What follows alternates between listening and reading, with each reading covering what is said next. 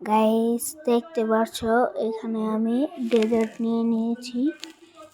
এখন আমি এনিমিকে মারতে যাব। দেখেন আপনারা আমি কিভাবে এনিমিটাকে মারি। কতক্ষণ এখানে ওয়েট করি কিন্তু এনিমি তো আসে না, এর জন্য আমি আগে চলে যাই। কিন্তু এনিমি এখানেও থাকে না, এনিমি ওই কভারের পিছনে লুকিয়ে থাকে, এর জন্য আমি সেখানে চলে যাই। দেখেন সেখানে কিন্তু এখনো টের পাই নাই, কেবল টের পাইলো আর তাকে আমি মেরেও দিয়েছি। এটা খুবই বটলা, বুঝছেন, খুবই বটলা। দেখেন এরপরের রাউন্ডটা আমি কি করি। এখন এই এনিমিটা কে দেখেন কিভাবে ওই আমাকে মারতে চেয়েছিল কিন্তু মারতে পারে নাই। দেখেন এই যে এখানে ফায়ার করা শুরু করে, আমি 2টা শট দিয়ে তাকে শেষ করে দিই। এরপরের রাউন্ডে দেখেন আপনারা কি হয়। আমি নিয়ে এখানে এই শর্টগানে একটু গড়বড় হয়ে গিয়েছিল, কারণ প্রথম রাউন্ড আমি হেরে গিয়েছিলাম। দেখেন কিভাবে সেই এনিমিটা আমাকে মেরে দিয়েছিল। প্রথমে তো শর্টগান নিয়ে আমি খুব ভালোই খেলছিলাম, কিন্তু শেষে যে এনিমিটা আমাকে মেরে দিল।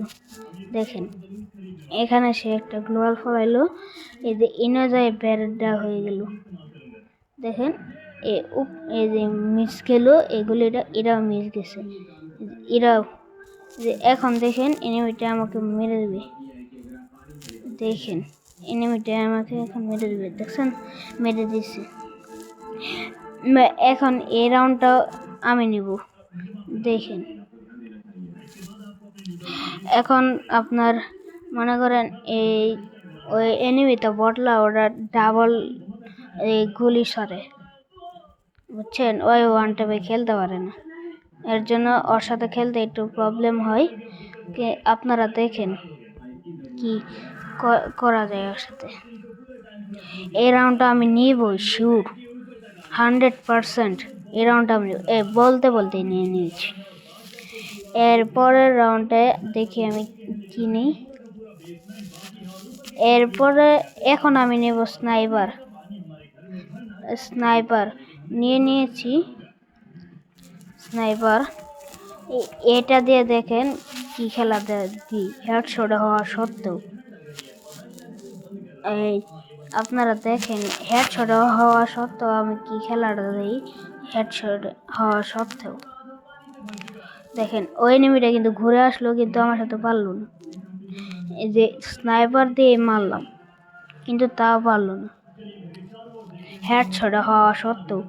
এই রাউন্ডটাও আমি নিয়ে নেব স্নাইপার দিয়ে। দেখেন স্নাইপার দিয়ে নিয়ে নেব, দেখতে থাকেন আপনারা। স্নাইপারটা আপনারা আমি মোটামুটি ভালোই চালাতে পারি, হেডশট হোক যাই হোক, মোটামুটি আমি স্নাইপার ভালো চালাতে পারি। এই যে এখন একটা মেরে দেবো, এই যে বলতে বলতে মেরে দিয়েছি। এভাবেই আমি এই রাউন্ডটা নিয়ে নিলাম।